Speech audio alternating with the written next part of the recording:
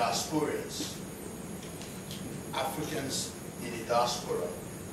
I'm very grateful to God that almost 97% of the people here are Africans, American-born or direct diasporans. You asked what has been the development since 2006 when we last had a conference like this in California. This is a film. This is the way we sell it at home. This one is for me. I ordered the replication plant to do this for me. I asked the printer to print the sleeve inside for me. And I bought the plastic that is shielding it from scratching.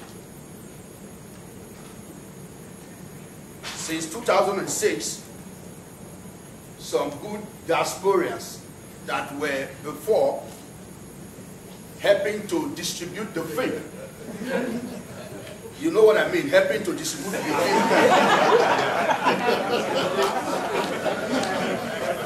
Very nice guys at the Bronx, Jamaica Street, in Toronto, Canada, in Atlanta, in the United Kingdom, that were doing good for us. In that fora, I said, thank you, pirates, God bless you. And people were surprised. They said, why? I said, you popularized me so well, but can I now have a break? Thank you. So since 2006, this has emerged. When I came, I saw, this is my film. I was so excited because when I went into the shop, I can't differentiate this from any box office film. An American film sold by, distributed by box office or whatever. I mean, this is another nice guy. If you see this, there is no address, there is no seal. So can you differentiate the two of them? No. Maybe no. In terms of acting. So this man comes to Nigeria with pity to pay me a paltry $10,000 or $5,000, $6,000, $7,000 to acquire US right. I say hallelujah. Hallelujah. He said that before 2006, we just hear that our films are very popular in America. Nothing was coming to my pocket. So if somebody now really trusts me, gives me $5,000 just like that, it's like he's giving me a dash. And I went on my knees to thank the man. God bless you for this. Then some other smarter guy picks from this and remakes this. I collected this to show for the sake of this. Now, what is my grouse? I'm sorry, I'm standing up. I'm very emotional about this. I started making movies at 24. I started directing at 17 on television. I made my first movie when I was 24. By June 22nd, I'll be 40 years old. Wow. So I put in 16 years of my life doing this.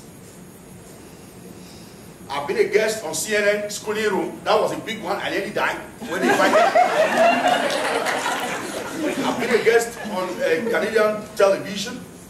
I've been a guest on Chinese Radio International. I've been a guest of South Korean Broadcasting Service. They all come to Nigeria. They are looking for Lancelot.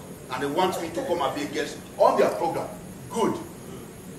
I have, if you go to my website, www.lancelotimasuen.tv, I have made conservatively over 150 movies as a director, calling shots. So if you times the 60 years I've made films to like 150, I'm saying conservatively, I know that I've shot over 200. And if you now double it to part 1 and 2,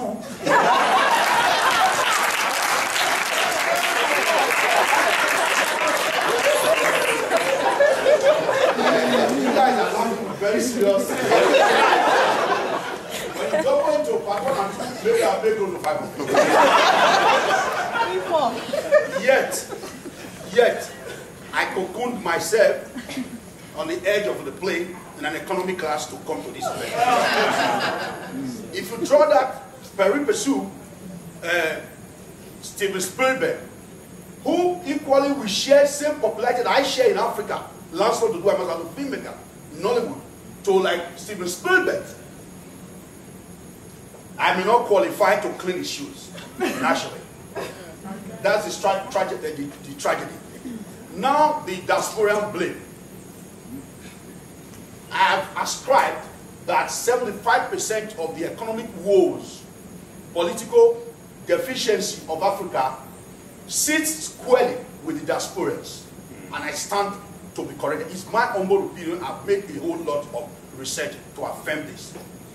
Now, the government of Africa, in Nigeria particularly, I'm very happy to announce with you that for the first time last Monday, before I boarded, the president of Nigeria sat with us in same room, same chair to discuss Nollywood for the first time. He said when he travels to other countries, it's the president of those countries that are telling him about a product that is coming out of Nigeria that is so embraced by their people, and that is Nollywood. That the Nigerian stars with 30%, in not sounding modest, are my direct product. By way of, I see somebody today, I say, I'm going to make you a star. And I feature her in 2, 3, or him in 2, 3, or 4 movies, and is getting 20 million naira in the next 4 or 5 months from Glow as endorsement, and I remember where I am. So for the president to have called us into a room, sent a personal invitation, and we all gathered like this, sat on the same chair to discuss the way forward, like we give him a year to see what he can do. Now, this is my teaser to you guys here. This man that is doing us good, sharing $10,000 as the case may be. I just made a film titled Private Stunt, which was the highest amount. It was paid about $12,000, but the film came out so good. I shot on 7D Canon, and the pictures was so wonderful. And they offered like $12,000 to buy the rights. When I went to a shop 2 days ago, he told me he doesn't have a copy of the film. Meaning the over 50 to 100,000 copies of it that he has replicated have been sold. Not taking into account the ones that his friends had replicated to sell. So this is the tragedy. This is one product that is coming from us. There was a documentary in Houston about 419 that has been celebrated so much about us. Negative. This is one product that has been able to emanate from Africa, from Nigeria, that is getting global or world acclaim. If not, why was the Korean temple, what were they doing in Nigeria? Said they read about you, they want to come and talk to. They have a program, Focus Africa, in South Korea. And Chinese radio international say, hey, we heard about Nollywood. Which means my black brothers in the diaspora, from watching, we enjoying it for themselves, the wife comes in to say, what's this? Some Africans, they are not on top of the tree. Then limousines, big houses, great houses like this, that will feature in our film. So for me, it's gone beyond just making entertainment, but has become the voice, which was the cause of my talk on CNN, that this has become the voice of Africa. And that becomes very emotional if Africans do not see how we can take this to the next level.